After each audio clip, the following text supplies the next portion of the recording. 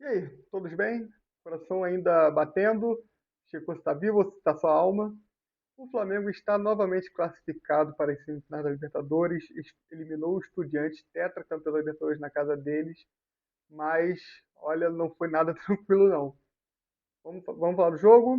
Primeiro, deixe seu like aí quem entrou, quem está conhecendo a página a partir desse vídeo. Eu sou o Gabriel, essa aqui é a página Urubulino, siga a gente no Instagram, o link vai estar aqui na descrição. Essa aqui não é a versão final ainda do estúdio, ainda está sendo feito o estúdio lá, mas é um cantinho que eu separei para gravar aqui porque é um assunto que não poderia passar batido, né? Eu não ia conseguir dormir se eu não falasse, então eu separei um tempo aqui para falar sobre o jogo, Flamengo e Estudiantes e Flamengo. Estudiantes do Flamengo 0 foi um classificado nos pênaltis, mas que em breve a gente vai estar lá no estúdiozinho, vai ter gravações regulares. Até lá, assuntos mais importantes, assim, esporádicos, eu posso estar vindo aqui. Quem quiser que eu comente algum jogo ou algum conteúdo já, comenta aí que eu posso estar trazendo esse vídeo. Mas, voltando a falar de Flamengo e Estudiantes.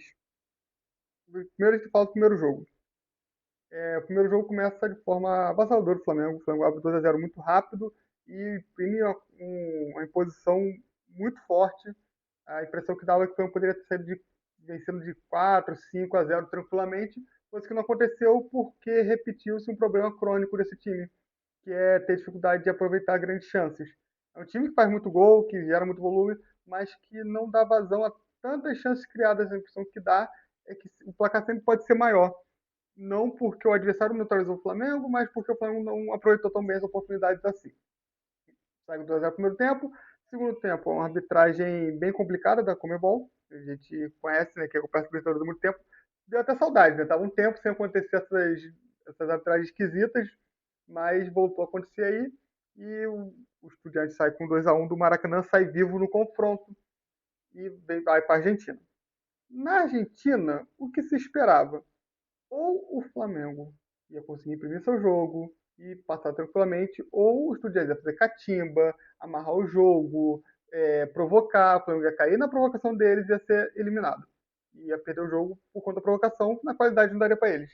Mas, sinceramente, o que se viu não foi bem isso, não. O Estudiante jogou bola, botou a bola no chão, fez o estilo de jogo dele, que é um estilo mais reativo, saindo lá no chutão, tentando pegar a segunda bola, mas que no estilo deles, eles sinceramente saíram melhor que o Flamengo. O Flamengo teve uma noite bem ruim dos seus principais jogadores, Arrascaeta, Pedro, Samuel Lino.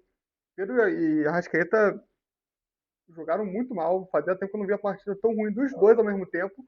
E o Samuel Lino nem foi uma partida tão ruim, mas com uma contratação de 22 milhões de euros se espera bem mais. Então, ele deixou a desejar contra o Vasco quando entrou, deixou a desejar contra o Grêmio.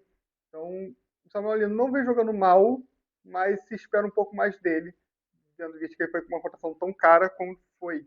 Mas ainda chegou pouco tempo ainda, né? Então ainda está no tempo de adaptação, digamos assim. Mas eu acho que já é para alertar para ele entregar mais.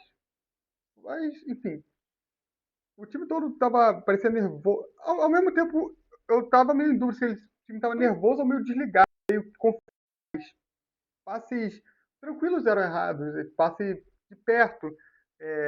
Não era nem a tentativa de assistência, nem a tentativa de chute.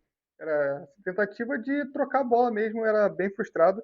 E quando o Estudiantes chegava no ataque, era bem perigoso, porque a defesa, que é bem sólida, a defesa do Flamengo parecia assustada. A real é essa que ao mesmo tempo parecia que o time não sentiu bem a importância do jogo, mas sentiu a pressão deles. Então, algumas coisas não funcionaram como se esperava.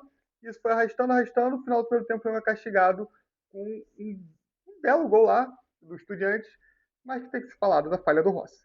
A bola vai em cima dele, de um ângulo totalmente provável. Essa bola não pode entrar. Por mais que o chute tenha sido na veia, assim, foi uma bela finalização, mas o Rossi não pode tomar esse gol. O goleiro desse nível, o Rossi vem falhando algumas vezes, vem entregando pontos no Brasileirão e hoje quase entregou uma Libertadores aí. Ele poderia ter saído como vilão, mas já vamos falar sobre o que aconteceu no final. Mas minha conclusão sobre o lance é que o Rossi sim falha e que isso deve ser trabalhado para não acontecer de novo, porque pode custar muito caro, como quase custou hoje. Segundo tempo, o Flamengo novamente mais posse de bola, mais tempo no ataque, mas pouco levou perigo, perigo real, assim. A melhor chance foi no primeiro tempo ainda, uma que o Lino bate cruzado, passa pelo Rasqueta, o Pedro bate e o zagueiro do Estudiantes corta. E no segundo tempo, eu consigo lembrar de pouquíssimas chances. O Pedro Arrascaeta não estava conseguindo ajudar o time, saca os dois, coloca Bruno Henrique, Luiz Araújo.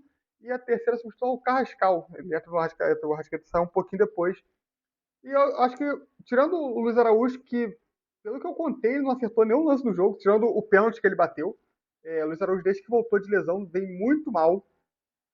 Vem muito mal mesmo. Ele, para mim, era um dos melhores do time, um dos mais produzia, um dos que mais ajudava no ataque, mas se machucou depois da Copa do Mundo de Clubes e depois disso não vem conseguindo entregar regularidade.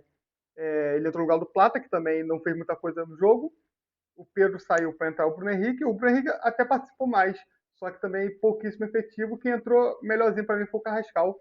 Entrou no lugar do Arrascaeta e fez muito bem a função do Arrascaeta. Acho que temos um bom jogador aí para contar quando o Arrascaeta não estiver disponível ou tiver uma noite ruim.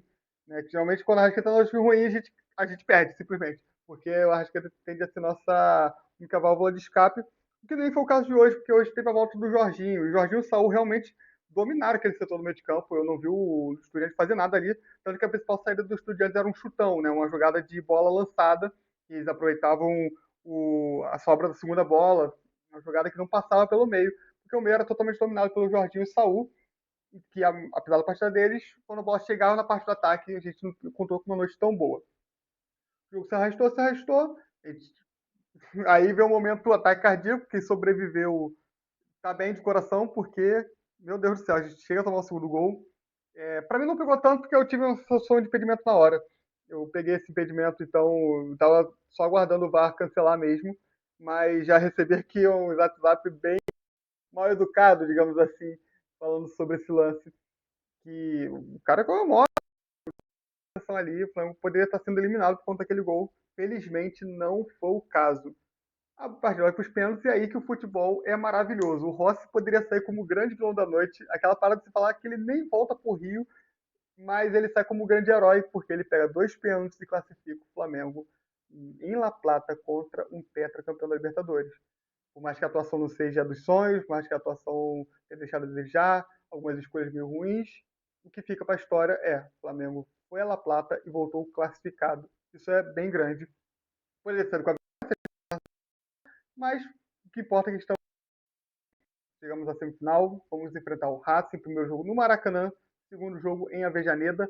É um confronto duríssimo, ainda mais duro que o Estudiantes, mas que fica a lição para o torcedor do Flamengo, que não existe confronto fácil na Libertadores a partir dessa fase. Quartas, oitavas.